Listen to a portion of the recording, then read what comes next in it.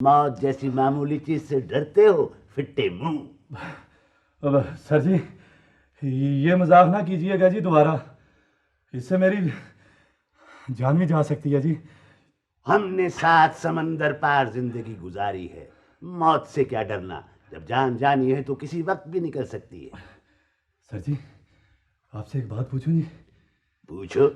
ये कोई छोटी सी चीज है, जैसे झाड़ू या डंडा हाँ। है, अगर आदमी के सिर में लग जाए तो क्या वो मर सकता है?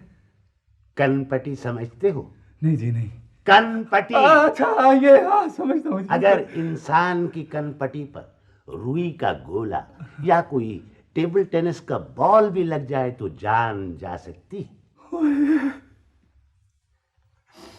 जान जा सकती है।